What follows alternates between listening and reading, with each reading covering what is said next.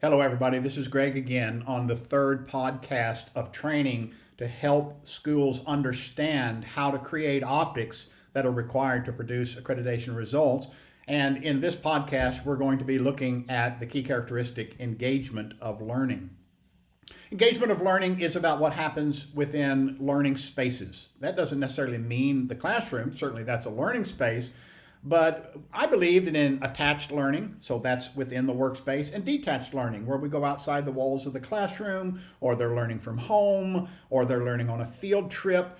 And so we want to understand as a team how you're engaging those learners to build capacity.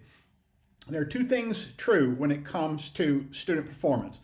One is the word smart, the other is the word intelligent. Smart means they know things, so they've learned them previously. Intelligent means they can learn new things and they can expand their capacity so that they can live up, they being a student, to their potential. And engagement of learning means that kids are not just passively sitting by. They are active and engaged and take ownership of their learning. They're included in the learning process. They participate in a fear-free environment with confidence, and they have agency and ownership over what they're building. Standard 18. This is implied, but teams want to see a formal structure that explains to them how you're developing lifetime learning skills. They want to see that your students are creative, collaborative, and curious. And that's why I do the MacGyvers. The MacGyvers are the easiest way to do that. And if you don't know what a MacGyver is, send me a message and I'll explain it to you. But, documentation would be policies for integrating creativity, STEM policy program. Other documentation like lesson plans would be good evidence with collaboration. The lesson plan template that I give the schools that I consult, and when I'm a lead evaluator, I give it to teachers because I want to see them do some things on it. It has everything in it that are proof that students are developing these lifetime skills. So project-based learning reports, student portfolios, analyze student experience and inventories. So first of all, if you're not doing it, you need to begin integrating lifelong skills into the lesson plans and into the curriculum.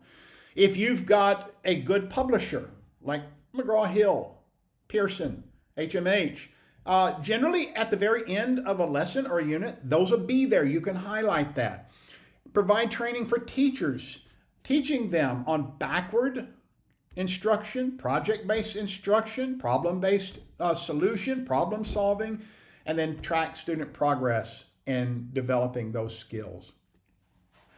Standard 19 is where a team wants to see that students have agency, they have voice, and they're accountable for the things that they do. We're going to need policies or programs to earn a 4 here. Documentation could be student government, student council, policies that encourage students to speak up, policies about being responsible and accountable. Do students get to have voice in the subjects that they take? The tracks to get them out of high school into college. This is going to be more for high school, less for middle school, because that is a pretty strict pathway that gets you to high school. And then certainly there's all the foundational and developmental stuff for primary kids where they don't really have the voice and the choice, but they should have some voice, even beginning in grade 3.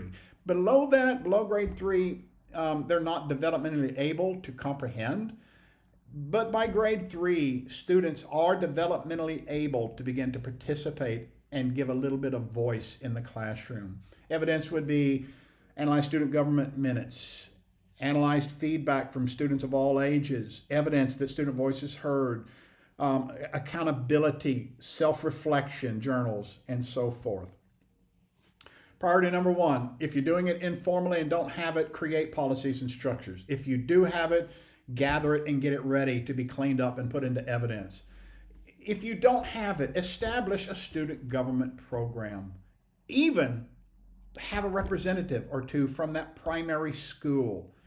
Collect evidence of student participation and feedback. Standard 22, instructional adjustments. This is implied, but a team will want to see a trail of documentation to earn a 4. The very first thing that needs to be documented are the guidelines and the policies for adjusting instruction based on data. Evidence would be assessment logs, analyze progress, monitoring records, analyze teacher lesson plans, formative assessment, summative assessment. This is one of the harder ones, but teachers do have this. Gather the things that teachers have by way of their records. Begin by building the guidelines and the policies. Train teachers on interpreting, and then collect examples of adjustments based on student needs, because that's what a team is going to want to see. And that is the end of my 3rd podcast. I'll come back with number 4 in just a minute. Thank you.